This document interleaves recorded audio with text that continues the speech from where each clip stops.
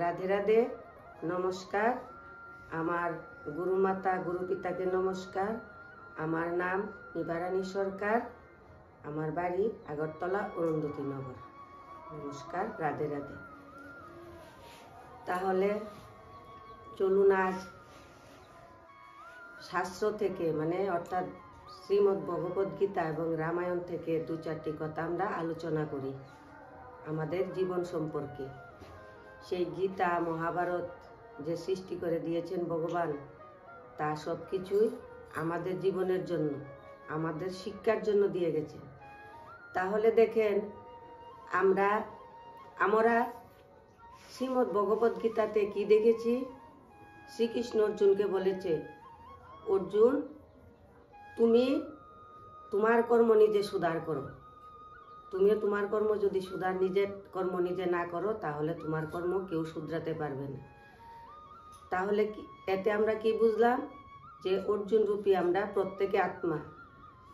তাহলে ভগবান যে শ্রীকৃষ্ণ অর্জুনকে বলেছেন এই কথাটা, মানব জীবনে মানুষের জীবনে প্রত্যেককে এই কথা ভগবান বলে গেছেন যে আমরা আমাদের জীবনের সুধার আমরা নিজেই করতে হবে। তারপরে শ্রীকৃষ্ণ কি বলে গেছেন? হে অর্জুন, তোমার মাধ্যমে আমি সেই গীতার জ্ঞান দিয়ে যাচ্ছি কলির যুগে সব মানুষের জন্য। তাতে আমরা কি বুঝলাম? যে শ্রীকৃষ্ণ অর্জুনকে যা শিখিয়েছেন, যা বাক্য দিয়েছেন, যা কর্ম করতে বলেছেন, তা আমরা মানব জীবনে অর্থাৎ মনুষ্য জীবনে প্রত্যেকে আমরা সেই কর্ম আমরা করতে হবে। যদি আমরা অর্জুনের মতো শ্রেষ্ঠ কর্ম করি, তাহলে আমরা শ্রীকৃষ্ণ ভগবানের ভক্ত হতে পারব। তাহলে দেখেন, শ্রীকৃষ্ণ অর্জুনকে কি বলেছে? শ্রেষ্ঠ আত্মা বলে ঘোষণা করেছেন যে অর্জুনই আমার একমাত্র শ্রেষ্ঠ ভক্ত। তাহলে অর্জুন শ্রেষ্ঠ ভক্ত, অর্জুন তো শ্রেষ্ঠ হয়েছে। তাহলে আমরা বলি যে আমরা মনুষ্য জনম শ্রেষ্ঠ জনম পেয়েছি। তা সত্যি, মনুষ্য জনম শ্রেষ্ঠ জনম ভগবান দয়া করেছেন বলে আমরা এই মনুষ্য জনম আমরা পেয়েছি। কিন্তু আমরা যে মনুষ্য জনম শ্রেষ্ঠ জনম তো পেয়েছি, কিন্তু সেই শ্রেষ্ঠ জনমটাকে উজ্জ্বল করতে হলে আমাদের জীবনে তো শ্রেষ্ঠ কর্মও করতে হবে। শ্রেষ্ঠ কর্ম করলে পরে আমরা শ্রেষ্ঠ, আমাদের যে জনমটা, সেই জনমটা আমাদের শ্রেষ্ঠ হবে। আমরা যদি কর্ম না করি শ্রেষ্ঠ, তাহলে আমরা জনমটা কি করে শ্রেষ্ঠ হবে? তাহলে আমরা অনেকে বলি কি, আমরা মনুষ্য জনম পেয়েছি, শ্রেষ্ঠ জনম পেয়েছি। শ্রেষ্ঠ জনম তো পেয়েছি, কিন্তু শ্রেষ্ঠ কর্ম করেছি কি? তাহলে মহাভারতের মধ্যে কি দেখিয়েছে? যে পঞ্চপাণ্ডব 100 কৌরব, তারা এক ঘরেরই ভাই ভাই জন্ম নিয়েছেন। কিন্তু অর্জুন কি করেছেন? ভগবান শ্রীকৃষ্ণের যা যা বাণী দিয়েছেন, যা যা কর্ম করতে বলেছেন, সেই কর্মগুলি করেছেন বলে তিনি ভগবানের কাছেও শ্রেষ্ঠ হয়েছেন এবং জগতের কাছেও শ্রেষ্ঠ হয়ে আছেন। কারণ তিনি শ্রেষ্ঠ জ্ঞান দেখিয়ে গেছেন যে আমি যেই কর্মগুলি করছি, সেই কর্মগুলি প্রত্যেকে করো, তাহলে আমি যেমন ভগবানের শরণাগত হয়েছি, তোমরা প্রত্যেকে সেই ভগবানের শরণাগত হতে পারবে। তাহলে কেমন করে হতে পারবো? সেই কর্ম করতে হবে আমরা। ভগবান বলেছেন যে কর্ম বড় না ধর্ম বড়। তাহলে আমরা মনে করি কি, আমরা ধর্ম করলে আমরা বড় হয়ে যাব, যে কৃষ্ণ কৃষ্ণ রাম রাম পূজা পার্বণ করলে আমরা ভগবানের ভক্ত হয়ে যাব। কিন্তু না, ভগবান বলেছেন যে আগে কর্ম করো। যে ভগবান শ্রীকৃষ্ণ সেই মহাভারতের মধ্যে দেখিয়ে গেছেন, উনি ছিলেন কি ভগবান, তাহলে উনি তো কর্ম করার কোনো দরকার ছিল না। উনি কেন সেই কর্মগুলি করেছেন? যে এই মনুষ্য জন্মে যাতে মানুষ সেই কর্মগুলি করে শ্রেষ্ঠ হতে পারে, শ্রেষ্ঠ হয়ে ভগবানের ভক্ত হতে পারে। তার জন্য ভগবান বলেছেন যে আমি যেই কর্মগুলি করি, সেই কর্মগুলি তোমরা প্রত্যেকে করো। তোমরা যদি সেই কর্মগুলি না করো, তাহলে শ্রেষ্ঠ কি করে হবে? তাহলে আমরা কিভাবে বলি যে আমরা শ্রেষ্ঠ? তাহলে তো সেই 100 কৌরব যে ওনাদের সামনেও তো শ্রীকৃষ্ণ ভগবান ছিলেন, পঞ্চপাণ্ডবের সামনে শ্রীকৃষ্ণ ভগবান ছিলেন। তাহলে দেখেন, সেই অর্জুন, পঞ্চপাণ্ডব, তারা ভগবানের যা যা বাণী দিয়েছেন, যা যা কর্ম দিয়েছেন, এগুলি দেখে শুনে তারা এইগুলি পালন করেছেন বলে তারা কি হয়েছে, তারা শ্রেষ্ঠ হয়েছে। আর 100 কৌরব কি করেছে, তারা ভগবান সামনে রেখেও, সামনে থেকেও ওনারা কি করছেন, সেই ভগবানকে চিনতে পারছেন না। এবং ওনারা কি করতেন, ওনারা শরীরের শক্তি অনেক বেশি দেখিয়ে ওনারা মনে মনে ভাবতেন যে আমাদের শরীরে শক্তি আছে, ভগবান কিসের, ভগবান আমাদের দরকার নেই। কিন্তু তাতে ওনাদের কি হয়েছে, সেই 100 কৌরবের কি হয়েছে, যে অকালে ওনাদের মৃত্যু হয়েছে। 100 কৌরবের মধ্যে একজনও বাঁচতে পারেন না। আর সেই পঞ্চপাণ্ডবের মধ্যে ভাই তারা প্রত্যেকে জীবিত হয়ে সেই রাজ্যের রাজত্ব ভোগ করে গেছেন। তাতে আমাদেরকে ভগবান কি বুঝিয়েছেন, যে আমরা সেই শরীরে শক্তি যখন থাকে, শক্তি দিয়ে বলি যে আমাদের শক্তি আছে, আমাদের ভগবানের দরকার নেই, আমাদের ভগবানের প্রয়োজন নেই। কিন্তু তাই মনে মনে ভাবি এবং করি, তার ফলে কি হচ্ছে, এই জগতে এখন যে অল্প বয়সে প্রত্যেক মানুষের, বাচ্চারা প্রত্যেকের মৃত্যু হচ্ছে। 18 থেকে 28 বছর অবধি ঘরে বুড়া বয়স্ক মা বাবা রয়েছেন, কিন্তু ছেলে মেয়েরা তাদের জীবন শেষ করে দিচ্ছেন, তারা মৃত্যুর কুলে ঢলে পড়ছেন। কেন পড়ছেন, সেই অহংকারে তারা মৃত্যুর কুলে ঢলে পড়েছেন, যে ভগবান মানি না। তাহলে মহাভারত, শ্রীকৃষ্ণ শ্রীমদ্ ভগবত গীতা দেখিয়ে দিয়ে গেছে যে সেই কলির যুগে আমরা মনুষ্য জন্ম পেয়েছি, আমরা মনুষ্য জন্ম শ্রেষ্ঠ, কিন্তু সেই শ্রেষ্ঠ জন্মকে আরো শ্রেষ্ঠ করার জন্য কি দিয়ে গেছেন, শ্রীমদ্ ভগবত গীতাকে কি বলে গেছেন, যে গীতা, শ্রীমদ্ ভগবত গীতা হচ্ছে সর্বশ্রেষ্ঠ শিরোমণি। অর্থাৎ আমাদের সেই শ্রেষ্ঠ জন্মটাকে আরো শ্রেষ্ঠ করার জন্য সেই শ্রীমদ্ ভগবত গীতা, রামায়ণ আমাদের জন্য দিয়ে গেছে। যে দেখো রামায়ণ, শ্রীমদ্ ভগবত গীতাতে শ্রী ভগবান শ্রীকৃষ্ণ কি কর্ম করেছেন এবং অর্জুন কি কর্ম করেছেন। অর্জুন ভগবানের কথা মানছেন বলে আজকে অর্জুনের নাম সারা জগতে প্রচার হয়েছে। তাহলে আমরা যে প্রত্যেকে বলি যে আমরা শ্রেষ্ঠ, মনুষ্য জন্ম পেয়েছি বলে আমরা প্রত্যেকে শ্রেষ্ঠ, কিন্তু আমাদের তো কর্ম করতে হবে। যে ভগবান কি বাণী দিয়ে গেছেন সেই বাণীগুলি আমাদের পালন করতে হবে। যদি আমরা পালন না করি তাহলে আমরা শ্রেষ্ঠ কোথায় থেকে হলাম? সেই শ্রেষ্ঠ কে হয়েছেন? যে ভগবানের বাণী অর্জন করেছেন, কর্ম করেছেন। যেমন তাতে দেখিয়ে গেছেন এই জগতে রামকৃষ্ণ ছিলেন, তারপরে স্বামী বিবেকানন্দ ছিলেন, মীরা ছিলেন। ওরা কি ছিলেন? ওরা আত্মজ্ঞানী ছিলেন, ভগবানের জ্ঞান ছিল ওদের ভিতরে। ওরা জগৎকে দেখিয়ে গেছেন যে ভগবানের শরণাগত থাকলে জগতে যে নাম থাকে। ওনারা তো মরে গেছেন, কিন্তু ওনারা নাম তো এই জগতে রয়ে গেছে।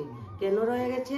ওনারা সেই ভগবান পরমাত্মার কর্ম করেছেন, মানুষের সঙ্গে ভালো ব্যবহার করেছেন, তার জন্য ওনাদের নাম এখনো রয়ে গেছেন।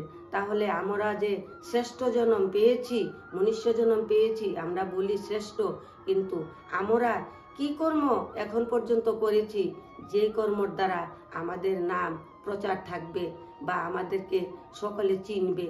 তাই ভগবান বলেছে যে তোমরা প্রত্যেকে ভগবানের কর্ম করো। যদি কর্ম করো তাহলে ভগবান তোমাদেরকে দুঃখ কষ্ট থেকে তোমাদেরকে উদ্ধার করবে এবং জগতে তোমাদের নাম থেকে যাবে। তাহলে আমরা সেই শ্রীমদ্ ভগবত গীতা থেকে কি শিখতে পারলাম? যে আমরা যদি ভগবানকে চিনতে হয়, জানতে হয়, কর্ম করতে হয়, আমরা যদি ভালো হতে থাকি, আমাদের আয়ু যদি বাড়াতে ইচ্ছে থাকে, আমরা সংসারে যদি সুখ আনার ইচ্ছে থাকে, ছেলে মেয়ে সংসার আত্মীয় স্বজনকে নিয়ে সুখে থাকার ইচ্ছা থাকে, তাহলে আমাদের জীবনে শ্রীমদ্ ভগবত জ্ঞান আমাদের প্রয়োজন। আর সেই শ্রীমদ্ ভগবত গীতার জ্ঞান আমরা যদি প্রত্যেকে মনে করি যে আমাদের ঘরে গীতা রয়েছে, আমরা তো প্রত্যেকে গীতা পড়ি, আমরা তো প্রত্যেকে গীতা পাঠে যাই, কিন্তু সেই গীতা পাঠ যদি আমরা ঘরে বসে করি এবং গীতা পাঠে গিয়ে যদি বসে থাকি, তাহলে আমাদের কর্ম সংস্কার ভালো হবে না। আমাদের সেই গীতার জ্ঞান জানতে হলে, ভগবান শ্রীকৃষ্ণের কর্মগুলি জানতে হলে আমাদের জীবনে সদ্গুরু লাগবে। সদ্গুরু আমাদের যদি জীবনে না থাকে, তাহলে আমরা এগিয়ে যেতে পারবো না, আমাদের সুখ শান্তি আসবো না। কারণ সুখ শান্তি আসতে হলে আমাদের সেই শ্রীমদ্ ভগবত গীতার জ্ঞান এগুলি সদ্গুরুর দ্বারা আমরা অর্জন করতে হবে, জানতে হবে, শিখতে হবে যে কে কি কর্ম করলে আমরা আমাদের জীবন থেকে অশান্তি থেকে টেনশন থেকে আমরা শান্তি থাকব। দেখেন আমাদের জীবনে টেনশন, আমাদের জীবনে দুঃখ, আমাদের জীবনে অশান্তি। কেন অশান্তি? আমাদের তো ভগবান 10 ইন্দ্রিয় দিয়ে এই জগতে পাঠিয়েছেন, প্রত্যেকে 10 ইন্দ্রিয় দিয়ে পাঠিয়েছেন। তো যারা 10 ইন্দ্রিয়কে ভগবানের চরণে শরণাগত করেছেন এবং সৎ কাজে লাগিয়েছেন, তাদের জীবনে দুঃখ নাই। আর যারা সেই 10 ইন্দ্রিয় নিয়ে আমরা কি করেছি, 10 ইন্দ্রিয় নিয়ে জন্ম নিয়েছি, জন্ম নেওয়ার পরে আমরা কি করছি, আমরা ভগবান কি জানছি না, সেই 10 ইন্দ্রিয়কে আমরা বিকারি কাজে লাগিয়েছি। তার জন্য আমাদের জীবনে এত অশান্তি। আমরা বলি আমাদের জীবনে কেন এত দুঃখ, আমরা অন্যকে দায়ী করি যে ওর জন্য আমার জীবনে এত কষ্ট, এত দুঃখ। কিন্তু ভগবান বলেছেন যে দেখো, তোমার জীবনের দুঃখের জন্য তুমি একমাত্র দায়ী, কারণ তুমি অন্যকে দায়ী করো না। কারণ কেন? দেখেন আমরা কি করি, আমরা পরের সুখ দেখে আমরা হিংসা করি, পরকে একটা ভালো জিনিস কিনলে আমরা হিংসা করি। তাই ভগবান বলেছে কাউকে হিংসা করো না, কাউকে ঘৃণা করো না। যদি যেইটুকু তোমার আছে তুমি এইটুকুতে শান্তিতে থাকো, তাহলে তুমি ভগবানের ভক্ত, ভগবান তোমাকে ভক্ত হিসাবে মেনে থাকবে। ভগবান বলেছে সন্তুষ্টির মতো ধন নাই আর ধৈর্যের মতো গুণ নাই। তাহলে যাদের ভিতরে ভগবান যা দিয়েছেন তাতে যদি আমরা সন্তুষ্ট থাকি এবং আমাদের ভিতরে যদি ধৈর্য থাকে, যে কষ্ট পাচ্ছি ভগবান তুমি কষ্ট দিচ্ছ, দাও, তুমি কষ্ট দাও, কিন্তু এমনভাবে কষ্ট দিও যে কষ্ট যাতে আমরা সহ্য করতে পারি। তুমি সেই দুঃখ কষ্টের আগে থেকো, তারপরে আমরা পেছনে থাকবো। যে দুঃখ দিবে সেই দুঃখগুলি যাতে আমরা সহ্য করে নিতে পারি। কিন্তু সেই শক্তি, সেই জ্ঞান আমাদের ভিতরে ছিল না। ছিল না বলে আমরা কি করছি, পরকে দোষারোপ করছি। তাই সেই শক্তি এবং সেই ধৈর্য এখন কোথায় থেকে জানতে পারছি? সৎসঙ্গ এসে সদ্গুরুর দ্বারা এই সত্য কথাগুলি এখন জানতে পারছি যে আমাদের সর্বপ্রথম হচ্ছে আমাদের ধৈর্য এবং আমাদের সহ্য। আমাদের যদি এইগুলি আমাদের ভিতরে না থাকে, তাহলে আমরা আমাদের জীবনের সুখ শান্তি খুঁজে আমরা পেতাম না। তাহলে দেখেন আমরা শ্রীমদ্ ভগবত গীতাতে দেখেছে যে কাহিনীগুলি দেখিয়েছে, সেই কাহিনীগুলি তো আমরা কি করেছি, সেই গীতার মধ্যে রেখে দিয়েছি। কিন্তু গীতার মধ্যে যে কাহিনী দেখিয়েছে আমাদের জীবনের জন্য, তাহলে দেখেন সেই ভীষ্ম ছিল, গঙ্গাপুত্র ভীষ্ম ছিল। উনি তো পরমাত্মার লাভ করেন, উনি খুব জ্ঞানী ছিলেন। তাহলে দেখেন উনার জীবনে কেন এত দুঃখ এসেছিল? তাহলে উনি কেন সেই শুলের উপরে থেকে উনি সেই মৃত্যুবরণ করেছিলেন? কারণ কি? গঙ্গাপুত্র ভীষ্ম ছিল সেখানের জ্ঞানী। তো জ্ঞানী থেকে উনি কি করতেন? সারা দিন সকাল থেকে রাত্র পর্যন্ত, সন্ধ্যা পর্যন্ত উনি ভগবানের সঙ্গে যুদ্ধ করতেন। সন্ধ্যা হলে উনি স্নান করে নদীর ঘাটে প্রণাম করতে থাকতেন, হে গোপাল গোবিন্দ, হে গোপাল গোবিন্দ। তাহলে দেখেন তিনি সন্ধ্যার সময় স্নান করে বলতেন গোপাল গোবিন্দ, আর সকাল হলে তিনি কি করতেন? সেই অধর্মের সঙ্গে সঙ্গ দিয়ে উনি পাপ কাজ করতেন। তাহলে এটা দিয়ে আমরা কি ভেবেছি? উনি সেই যে উনি যে শুলের উপরে যে শুয়েছিলেন, তাতে ভীষ্ম শুলের উপরে যে শুয়েছিলেন, তা দিয়ে আমরা কি বুঝতে পেরেছি? যে আমরা শুলের উপর শুয়ে নেই, কিন্তু আমরা কি করি? প্রত্যেক দিন আমরাও সকাল থেকে সন্ধ্যা পর্যন্ত অধর্মের সঙ্গ দিই, অধর্ম করি, ভগবানকে সামনে রাখি না। আর সন্ধ্যা হলে পুজো দিতে গিয়ে বলি, হে ভগবান আমার ভালো করো, আমার মঙ্গল করো, আমার সন্তানদের মঙ্গল করো, আমাদের ছেলে মেয়ের মঙ্গল করো, সংসারের মঙ্গল করো। আর সকালবেলা আমরা ঘুম থেকে উঠে কি করি? অধর্মের সঙ্গ দিই, অসত্য সঙ্গ দিই।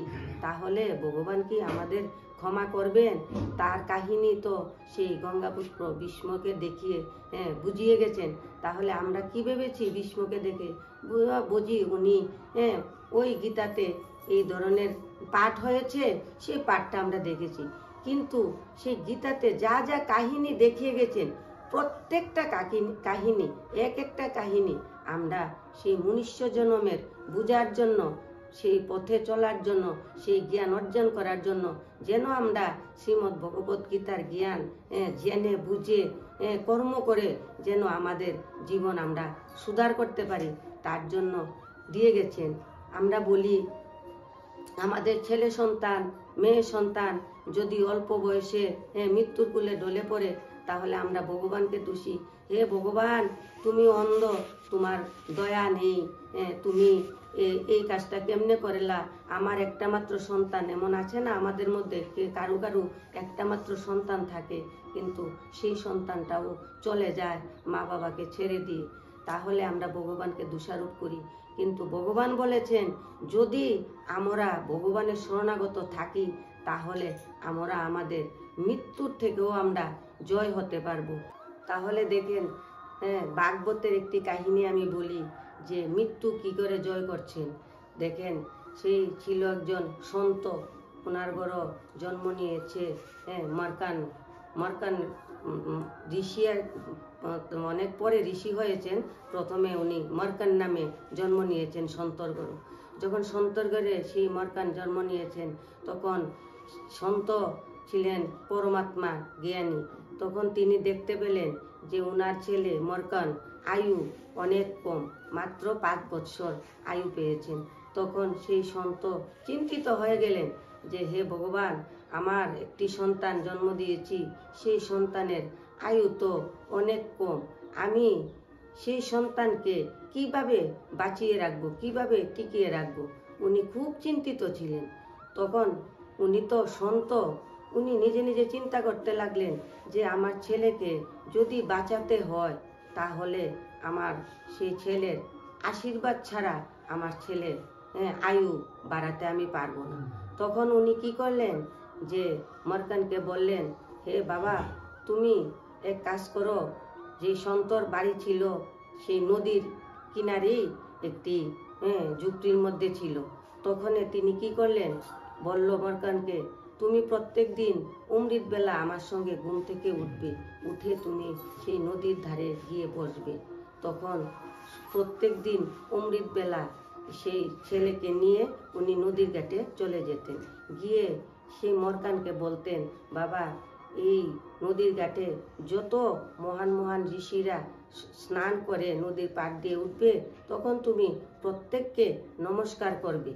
তখন সেই মার্কান কি করতো, প্রত্যেক দিন এই ঋষিরা স্নান করে উঠার পর উনি প্রণাম করতে থাকতেন।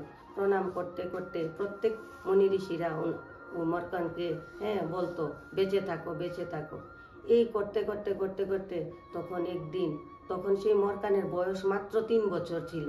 তখন এমনভাবে চলতে থাকে, এমনভাবে চলতে থাকার পর একদিন দেখলেন সেই সন্ত যে নদীর ঘাট দিয়ে সনত কুমার আসছেন।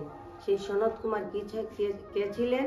সে আত্মজ্ঞানী সিদ্ধ পুরুষ পরমাত্মার ভক্ত ছিলেন।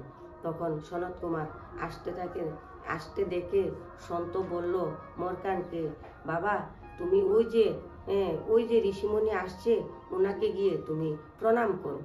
তখন সেই মার্কান কি করলো, নদীর ঘাটে পাড় থেকে উঠে গিয়ে মার্কান এই সনত কুমারকে নমস্কার করলো। নমস্কার করার পর তখন সনত কুমার কি বলল যে দীর্ঘায়ু।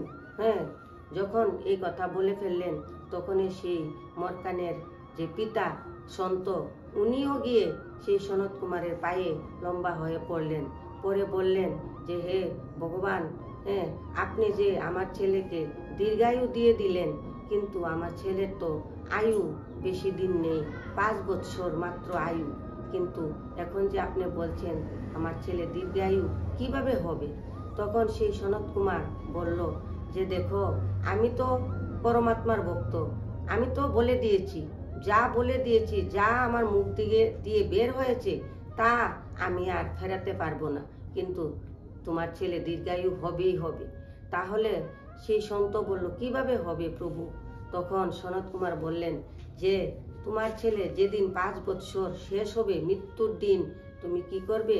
তোমার ছেলেকে সেই পরমাত্মা শিব মন্দিরে গিয়ে শিবলিঙ্গের মন্দিরে বলবে যে জড়িয়ে ধরে যেন বসে থাকে, তাহলে তোমার ছেলের আর মৃত্যু হবে না।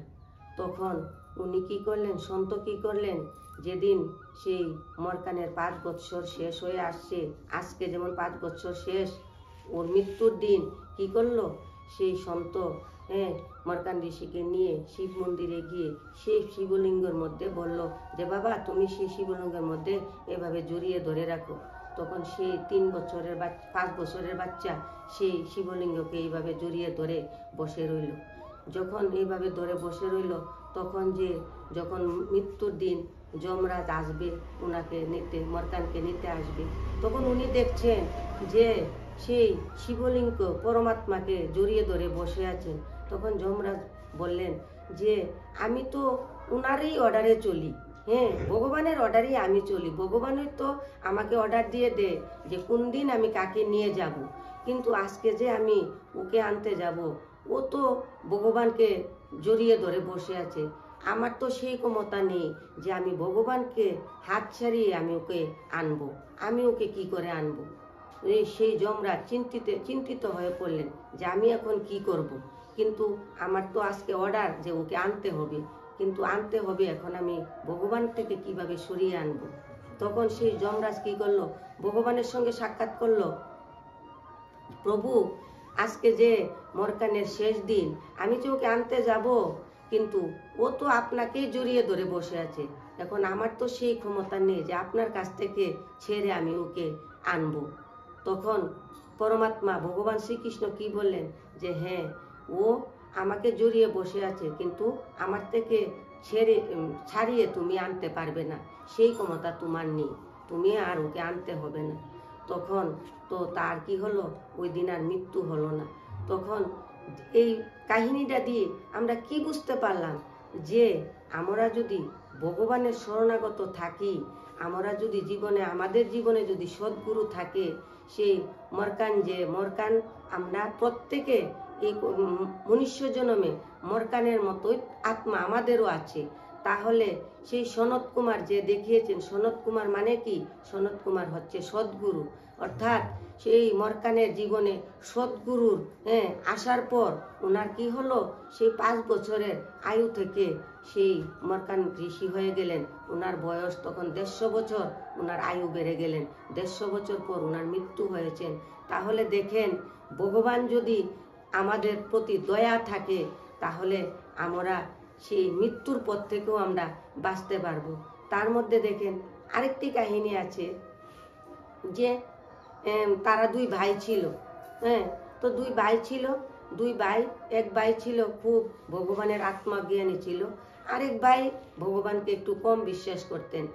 তাহলে একদিন কি হলো, যে ছোট ভাই আত্মজ্ঞানী ছিল, সেই ভাই কি করলো, যে একদিন রাত্রিবেলা সৎসঙ্গে গিয়ে উনি সৎসঙ্গের সৎকথা শুনছেন, সদ্গুরুর বাক্য শুনছেন, উনি সারা রাত্র সেই সৎসঙ্গ কাটালেন। আরেক ভাই কি করলেন, বড় ভাই কি করলেন, উনি একটু লোভী ছিলেন, উনি কি করলেন, উনি গিয়ে সেই পতিতালয়ে রাত কাটালেন। তারপর দিন যখন রাত ভোর হলো, সকালবেলা বাড়িতে আসার পথে রাস্তার মধ্যে যে ছোট ভাই সৎসঙ্গে কাটিয়ে আসছেন, সেই ছোট ভাইয়ের পায়ে এত বড় একটা আঘাত পেল, অস্ত্রের দ্বারা ওনার পা কেটে একদম রক্তাক্ত হয়ে গেল। তখন উনি আর আসতে পারছেন না, রাস্তায় পড়ে আছেন। তখন সেই বড় ভাই যখন পতিতালয় থেকে আসার পথে ছোট ভাইকে দেখে বলল, এ ভাই তোর কি হলো? বলল যে আমার পা কেটে তো আমার এই অবস্থা, আমি তো আর হেঁটে বাড়ি যেতে পারছি না। তখন বড় ভাই ছোট ভাইকে ধরে বাড়িতে আনলো। আনার পরে বড় ভাই ছোট ভাইকে বলল যে ভাই দেখছিস, তুই ভগবানের ভক্ত, তুই কাল সারা রাত্রি সৎসঙ্গ কাটালি, আর তোর দেখ আজ এই অবস্থা, আর আমি দেখ কাল সারা রাত্র পতিতালয়ে কাটালাম, আর আমি আজ আসার পথে একটি হীরার একটি হার পেয়েছি, দেখ তুই সৎসঙ্গ গিয়ে তোর কত দুঃখ, আর আমি সৎসঙ্গ না গিয়ে আমার কত ভালো কপাল, আমার কত সুখ। তখন দুই ভাই বলল যে ঠিকই তো। বড় ভাই বলল, ছোট ভাই বলল, চলো ভাই আমরা একজন সন্তর কাছে যাই, যে আমাদের কেন এমন হলো। তখন দুনো ভাই মিলে এক সন্তর কাছে গেলেন। সন্তর কাছে যাওয়ার পর সেই সন্ত ওনাদেরকে দেখেই, দুই ভাইকে দেখেই বলতে লাগলো, আরে তোমরা তো খুব ভাগ্যশালী, তোমাদের মতো এত ভাগ্যশালী কেউ নেই। তখন ছোট ভাই বলল যে আমি ভাগ্যশালী, আমার তো দেখেন আজ তো আমার এমন হলো, আমার পা কেটে আমি তো একদম ঘরে বসে গেছি, আমি তো আর বাইরেও হতে পারবো না, তাহলে আমি ভাগ্যশালী কোথায় থেকে। তখন সেই সন্ত বলতে লাগলো যে দেখো, তোমার আজকে আজকে তোমার মৃত্যু ছিল। ছোট ভাইকে বলল যে তোমার আজকে মৃত্যু ছিল, সেই মৃত্যুর কুল থেকে তুমি বেঁচে গেছো। পা কেটে একটু ব্যথা পেয়ে তোমার মৃত্যুকে তুমি জয় করেছো। আর বড় ভাইকে বলল, আরে তুমি তো আজকে রাজা হতে হতে তুমি তো আজকে রাজা হতে পারতে, কিন্তু আজকে দেখো তুমি তোমার সেই রাজার থেকে তুমি একটি হীরার হার পেয়ে তুমি বেঁচে গেছো।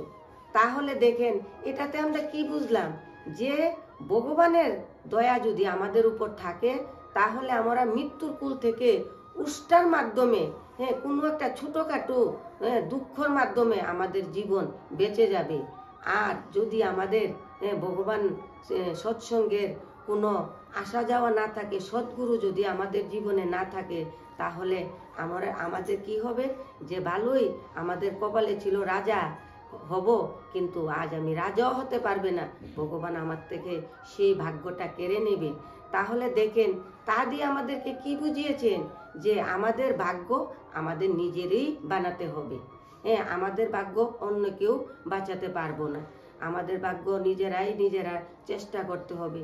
তাহলে এই কাহিনীগুলি দেখিয়ে ভগবান কি বুঝিয়ে গেছেন আমাদেরকে, যে আমাদের সেই সৎসঙ্গ লাগবে, সেই সদ্গুরু লাগবে, না হলে আমাদের জীবনের দুঃখ থাকবে, কিন্তু সুখ আমাদের আসবে না। যদিও সুখ আসে, তাহলে সেই সুখ আমাদের কিছুদিনের জন্য আসবে, কিন্তু সেই সুখ থাকবে না।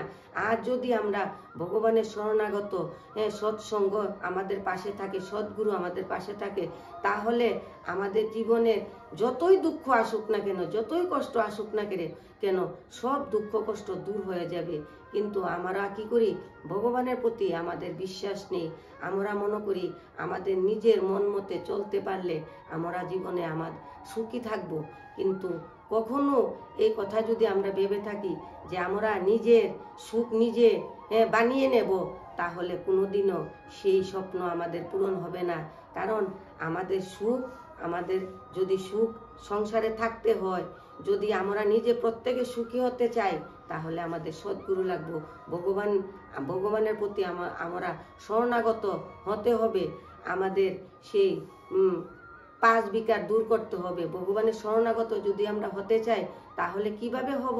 শুধু আমরা শরণাগত যদি হতে চাই হবে না, কারণ আমাদের ভিতরের 5 বিকার আছে, সেই 5 বিকার আমাদের দমন করতে হবে। সেই 5 বিকার কি কি? কাম, ক্রোধ, মোহ, লোভ, অহংকার। ভগবান বলেছেন, যার ভিতরের এই 5টি গুণ দূর করতে পারবে, এই 5টির থেকে যে দূরত্ব থাকতে পারবে, সে আমার ভক্ত হতে পারবে, এবং তার পাশেই আমি থাকব, এবং তাকে আমি দুঃখ থেকে উদ্ধার করব। তাহলে আমাদের সেই 5 বিকার তো আমাদের দূর করতে হবে। আমরা তো সেই 5 বিকার দূর করতে পারবো না, আমাদের জীবনে দুঃখও যাবে না। তাহলে দেখুন, ভগবান ভাগবতের মধ্যে যে কাহিনীগুলি দিয়ে গেছেন, সেই কাহিনীগুলি যদি আমরা মেনে চলি, তাহলে আমাদের জীবনের দুঃখ কিন্তু চলে যায়। কিন্তু আমরা তো সেই কাহিনীগুলির দিকে নজর দিচ্ছি না। আমরা তো ওই কাহিনীগুলিকে একটা সিরিয়াল ভেবে রেখে দিয়েছি। আর আমরা প্রত্যেকে কি করছি? আমরা আমাদের মনমত চলছি, আমাদের সুখের জন্য অন্যের সঙ্গে ছল ছাতুরি করছি, অন্যকে ঠকাতে চেষ্টা করছি, অন্যকে ঠকিয়ে কিভাবে আমরা বড়লোক হতে পারবে, কিভাবে আমাদের ইচ্ছা পূরণ করতে পারবো, কিভাবে আমরা সুখী হতে পারবো। কিন্তু না, এটা তো বলে না অল্প কিছু দিনের জন্য। ভালোই অন্য একজনকে ঠকিয়ে ঠকিয়ে আমি তার থেকে ছলচাতুরি করে ইনকাম করে তার থেকে আমি ধন সম্পত্তি লুটিয়ে আনলাম, কিন্তু সেই ধন সম্পত্তি আমার জন্য চিরজীবন, খানিকক্ষণের জন্য। আজকে আমি কিছু ধন সম্পত্তি ছলচাতুরি করে অন্যকে ঠকিয়ে আনলাম, এনে কি হবে, 2-4 দিন আমি ভালো থাকবো, 2-4 দিন আমার ভোগ বিলাস আমার পূর্ণ হবে।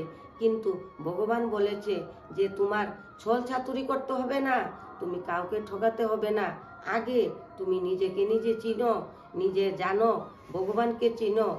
আর ভগবানকে চিনতে হলে আগে তোমার মনকে চিনতে হবে। আর তোমার মনকে কে চিনাবে? মনকে তোমার সদ্গুরু তোমাকে চিনাবে। তাহলে দেখেন, আমাদের এই যে 5 বিকার দূর করতে হলে, আমাদের মনকে চিনতে হলে, আমাকে চিনতে হলে, আমরা প্রত্যেককে আমাদেরকে জানতে হলে আমাদের জীবনে সদ্গুরু লাগবে। সদ্গুরু ছাড়া আমাদের জীবনে মনকেও আমরা চিনতে পারবো না। আমরা কে, আমরা তাও জানতে পারবে না। আমরা তো মনে করি আমরা একটি মানুষ, আমাদের জন্ম হয়েছে, আমাদেরকে মাতা পিতা জন্ম দিয়েছেন। কিন্তু মাতা পিতা তো জন্ম দিয়েছেন তা সত্যি, কিন্তু একটা সন্তান ভগবান যদি দান না করে, কোনো মা বাবার শক্তি নাই যে একটা সন্তান জন্ম দেওয়ার মতো। তাহলে প্রত্যেক শক্তি হচ্ছে ভগবানের। সেই পৃথিবী, জল, বায়ু, অগ্নি, আকাশ যা কিছু বানিয়েছেন সব কিছু সেই ভগবানের ইচ্ছাতেই হয়েছেন। এবং আমরা মানুষ যে শ্রেষ্ঠ হয়ে জন্ম নিয়েছি, তাও আমরা ভগবানের ইচ্ছাতেই হয়েছি। ভগবানের দয়া হয়েছে বলে আমরা প্রত্যেকে এই জন্মটা পেয়েছি। তাহলে আমাদের এই জন্মটাকে শ্রেষ্ঠ বানাতে হলে আমাদের শ্রেষ্ঠ কর্ম করতে হবে। কৃষ্ণ কি করেছিল? কৃষ্ণ তো ভগবান ছিল, উনিও তো কর্ম করেছেন। উনি কি কর্ম করেছেন? উনি পুজো করেছেন। কাকে পুজো করেছেন? পর্বতকে পুজো করেছেন, গঙ্গাকে পুজো করেছেন, গাছকে পুজো করেছেন। তাহলে তাতে কি বুঝিয়েছে? যে আমরাও সেই 5 তত্ত্ব, পৃথিবী, জল, বায়ু, অগ্নি, আকাশ, আমরা যেন সেই 5 তত্ত্বকে শ্রদ্ধা করি, ভক্তি করি, তাদেরকে যেন সম্মান দেই। আমরা কি করছি? ওইগুলি তো আমরা জানিই না, আমরা বুঝিই না। আমরা তো কি ভেবেছি, জন্ম নিয়েছি, 5 তত্ত্ব রয়েছে, এটা রয়েছে তো রয়েছে, এটার যে এত মূল, ওটার যে এত গুণ, ওই গুণগুলি আমরা জানি না। সেই গুণগুলি আমরা কেমন ভাবে এখন জানতে পারলাম? সৎসঙ্গে এসে আমাদের সৎসঙ্গ একটি একটি করে আমাদেরকে বুঝিয়ে দিয়ে গেছেন যে আমরা আমাদের জীবনে সুখের জন্য আমাদের কি কি কর্ম করতে হবে এবং কাকে পুজো করতে হবে। আমরা তো পুজো করি, ঘরে বসে পুজো করি, বলছে পুজো করো, কিন্তু সঙ্গে 5 তত্ত্বকে সম্মান করো। আমরা তো সেই 5 তত্ত্বকে সম্মান করছি না, সেই মাতৃভূমিকে সম্মান করছি না, সেই গাছকে সম্মান করছি না, সেই জলকে সম্মান করছি না, আকাশকে সম্মান করছি না। তাহলে আমাদের জীবনের সুখ কিভাবে আসবো? তাহলে আমাদের জীবনের সুখ পেতে হলে আমরা সেই 5 তত্ত্বকে সম্মান করতে হবে এবং সদ্গুরুকে সম্মান করতে হবে এবং আমাদের জীবনে সৎসঙ্গ থাকতে হবে। যদি সৎসঙ্গ না থাকে, কোনোদিন আমরা সেই গুণগুলি, যে আমাদের জীবনের যে দুঃখের যে কতগুলি গুণ, সেই গুণগুলি আমরা জানতে পারবো না।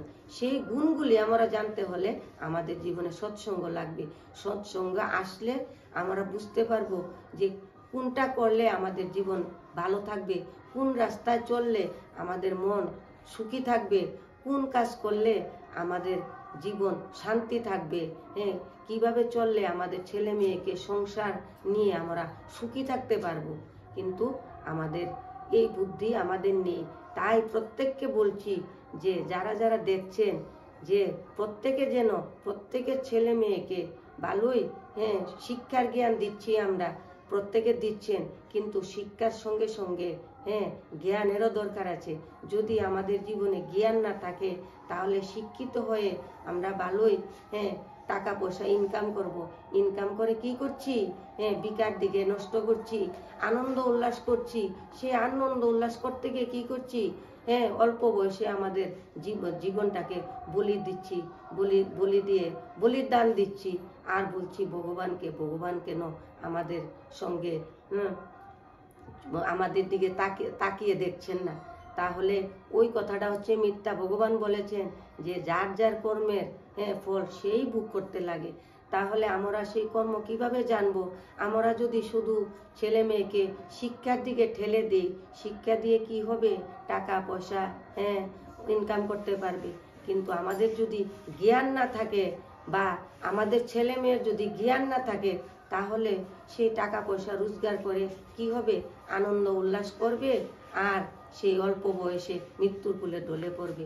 তাই প্রত্যেককে বলছি, সবাই যেন আমরাও যেন সেই ভাগবত জ্ঞান অর্জন করতে পারি এবং অর্জন করার জন্য সেই সৎসঙ্গ খুঁজে বার করি এবং আমাদের ছেলে মেয়েকেও যেন সৎসঙ্গের সঙ্গে যোগাযোগ করায়, সদ্গুরুর সঙ্গে যোগাযোগ করায়। যদি সদ্গুরু আমাদের ছেলে মেয়ের সঙ্গে থাকে, উনি হচ্ছেন মীরা মাতা, উনি এবং আমরা সবাই সেই সৎসঙ্গে এসে সত্য কথা ধারণ করি, সত্য কথা শুনি, সত্যপথ চলার চেষ্টা করি।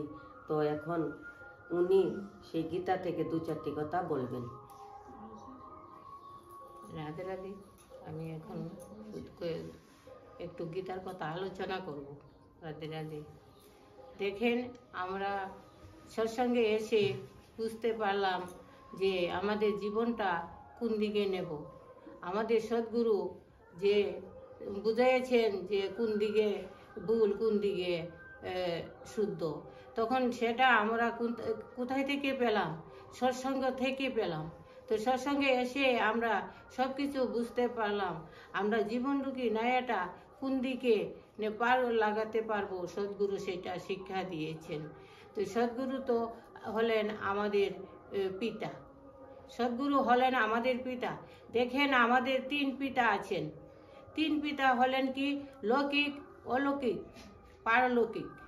তো দেখেন, লৌকিক হলেন আমাদের যে শরীরটা জন্ম দিয়েছেন, সে হলেন লৌকিক পিতা। আর অলৌকিক পিতা হলেন যে ব্রহ্মাণ্ডের মালিক, সে হলেন অলৌকিক। আর পারলৌকিক হলেন দেখেন কে? যে আমাদের জীবনরূপী নায়াটাকে পার লাগাবে, সে হলেন পারলৌকিক, আমাদের সদ্গুরু। সে হলেন আমাদের 3 পিতা। তো 3 পিতার মাধ্যমে আমরা বুঝতে পেরেছি সৎসঙ্গে এসে। এতদিন পর্যন্ত আমরা কিন্তু বুঝতে পারিনি যে আমাদের 3 পিতাকে, কারণ শুনতেও পাইনি যে আমাদের 3 পিতা। তো দেখেন, আমাদের 3 জন পিতা আছেন। এই 3 পিতার মাধ্যমে আমরা যে লৌকিক, অলৌকিক, পারলৌকিক, সেইভাবে আমরা চলতে হবে। কারণ স্টেপ বাই স্টেপ আমরা ধারণ করতে হবে। কারণ সেটা আমরা আগে জানতাম না, এখন আমরা জানতে পারছি সৎসঙ্গের মাধ্যমে, যাতে আমরা সবাই সেটা আমরা ধারণ করতে পারি, সেটা বুঝতে পারি, সামনের দিকে এগিয়ে যেতে পারি। সেটা হলো আমাদের কর্তব্য। দেখেন, গীতার মধ্যে সব কিছু দিয়েছেন, কিন্তু আমরা বুঝতে পারিনি এখনো যে শ্রীকৃষ্ণ ছোট সময় দেখিয়েছেন যে শ্রীকৃষ্ণের কাহিনী। দেখেন, শ্রীকৃষ্ণের মধ্যে কি ছিল? শ্রীকৃষ্ণ ছোট সময় মাটি খেয়েছিল। তখন যশোদামা বলল যে, কৃষ্ণ, তুমি তো মাটি খেয়েছো। শ্রীকৃষ্ণ তখন হা করিয়ে দেখালো যে আমি তো মাটি খেয়েছি। তখন যশোদামা আসলো, এসে দেখলো কি শ্রীকৃষ্ণের মধ্যে মাটি তো খেয়নি, কিন্তু দেখলো সারা ব্রহ্মাণ্ডটা দেখতে পেল, সারা বিশ্ব দেখতে পেল। কিন্তু শ্রীকৃষ্ণ বলে গেছেন গীতার মাধ্যমে, শুধু আমার মধ্যে শুধু নয়, সবার মধ্যে আছেন সারা পৃথিবী।